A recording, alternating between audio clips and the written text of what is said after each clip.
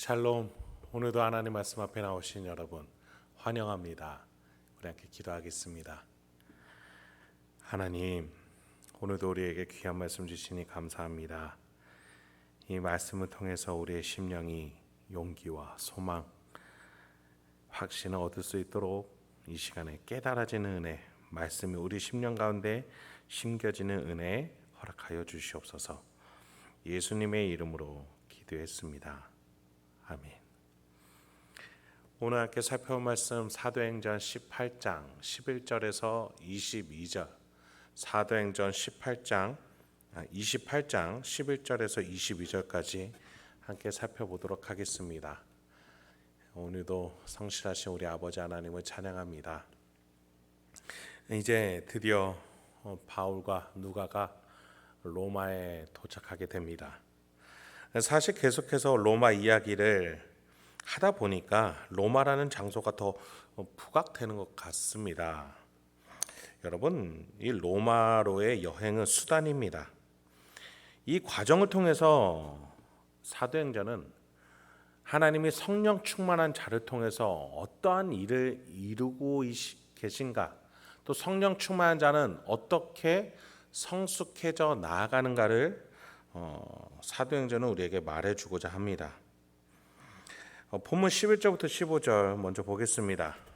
석 달 후에 우리가 그 섬에서 겨울을 난 알렉산드리아 배를 타고 떠나니 그 배의 머리 장식은 디오스 구로라 수라 구사에 대고 사흘을 있다가 거기서 둘러서 레기온에 이르러 하루를 지낸 후 남풍이 일어나므로 이튿날 보디올에 이르러 거기서 형제들을 만나 그들의 청함을 받아 이레를 함께 머무니라.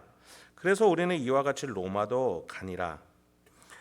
그곳 형제들이 우리 소식을 듣고 아비오 광장과 트레이스 타베르네까지 맞으러 오니 바울이 그들을 보고 하나님께 감사하고 담대한 마음을 얻으니라. 멜리데 섬에서 원주민들의 호의를 받으면서 있었던 바울 팀이었죠. 그곳에서 바울은 영적 선장이자 영적 부족장이었습니다. 그렇게 어디서든 빛과 소금의 역할을 다했던 그였죠. 겨울을 지나서 이제 배를 잡아 보디올이라는 수도 로마 근처에 있는 로마 아래에 있는 도시로 이제 다다르게 되었습니다. 그곳에서 신자 형제들을 만나게 되죠. 그 형제들이 청하여서 일주일 동안 그곳에 이제 머무르게 됩니다. 로마로 가기 전에 그곳에서 로마의 지금 현 상황과 또한 많은 로마 교회 이야기들을 주고받았을 거고, 백부장 율리오는 그렇게 할 수 있도록 배려한 것으로 보입니다. 그리고 그곳에서 바울은 마음의 위로와 감사, 용기를 얻어서 담대한 마음을 얻었다라고 되어 있습니다. 여러분, 하나님이 인도하시는 성령 충만한 자의 이 인생 가운데에는 세상에 줄 수 없는 위로와 확신이 있습니다.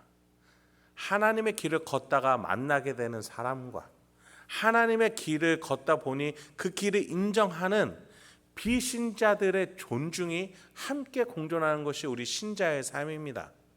그런 점에서 우리는 빛과 소금의 역할을 감당했을 때 다른 성도에게도 또 우리의 이웃 주민들에게도 그럴 수 있어야 하겠습니다. 그래요. 이것이 성령 충만입니다. 로마로 가서 그 장소에 도달하는 것이 목적이 아니라 그 가는 과정 속에서 하나님의 뜻을 붙들고 가며 하나님이 주시는 은혜의 선물들과 함께하는 것이지요. 어떠한 상황과 환경 속에서도 하나님의 뜻으로 가득한 것이 바로 성령 충만입니다. 16절부터 22절 마저 보도록 하겠습니다. 우리가 로마에 들어가니 바울에게는 자기를 지키는 한 군인과 함께 따로 있게 허락하더라.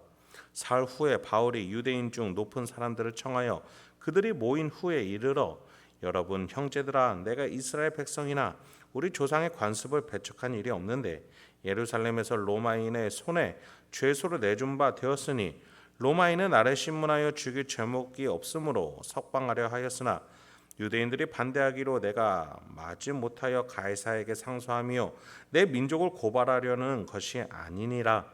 이러므로 너희를 보고 함께 이야기하려고 청하였으니 이스라엘의 소망으로 말미암아 내가 이 쇠사슬에 매인 바 되었노라. 그들이 이르되 우리가 유대에서 네게 대한 편지도 받은 일이 없고 또 형제 중 누가 와서 네게 대하여 좋지 못한 것을 전하든지 이야기한 일도 없느니라. 이에 우리가 너의 사상이 어떠한가 듣고자 하니 이 파에 대하여는 어디서든지 반대를 받는 줄 알기 때문이라 하더라. 로마군은 바울을 죄수의 모습보다 호의를 베풀고 있죠.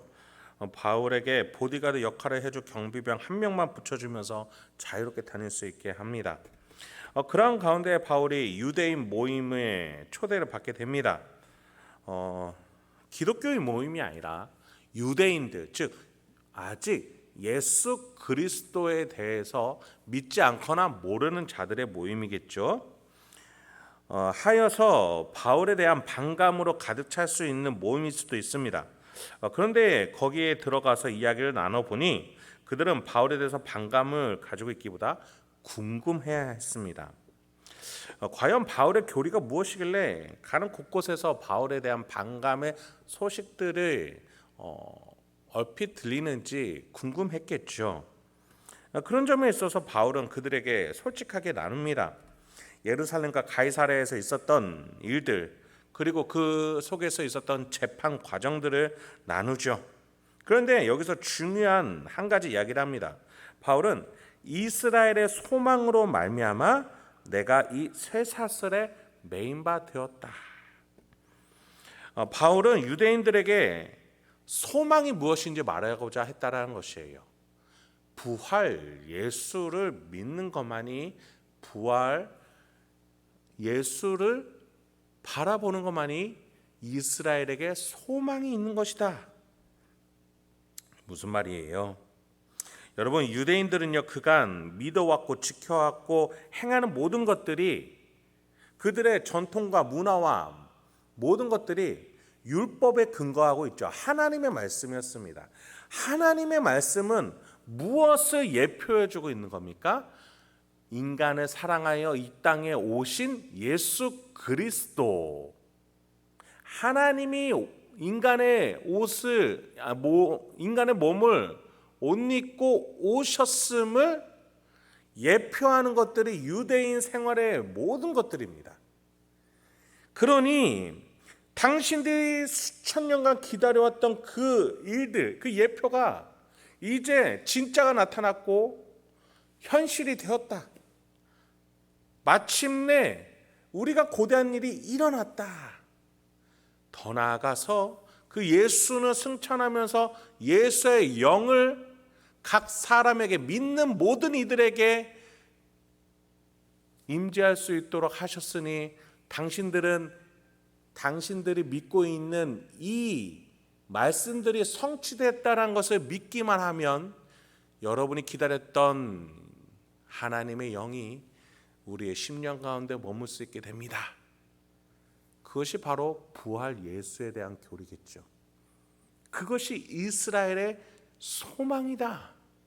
바울은 그런데 이 소망을 전하기 위해서라면 내가 쇠사슬에 매일지라도 이 소망을 전하기 위해 내가 어쩔 수 없이, 우리 동족을 고발하고자 하는 것이 아니라 어쩔 수 없이 가이사에게 상소한 것이다. 왜? 복음을 전하기 위해서.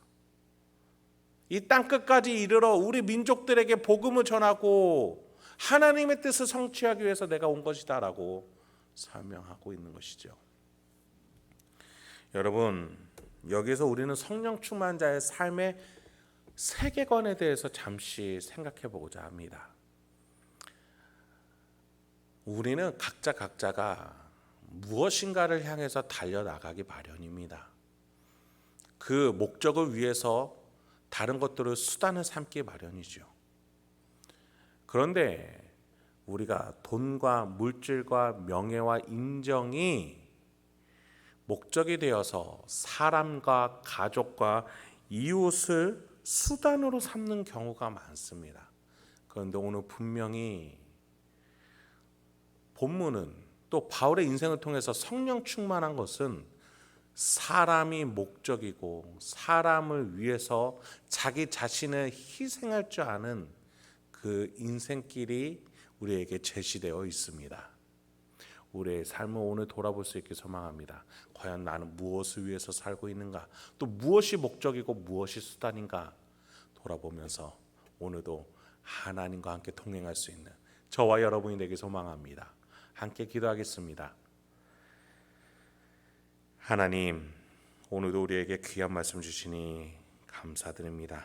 오늘도 이 말씀을 통해서 하나님과 함께 동행하고 선택과 판단과 결정과 한 걸음 한 걸음 걸어나가는 길이 하나님이 기뻐하시는 길이 될 수 있도록 주여 우리에게 용기와 확신을 주시옵소서. 적용하고 실천할 수 있는 믿음을 주시옵소서. 예수님의 이름으로 기도했습니다. 아멘.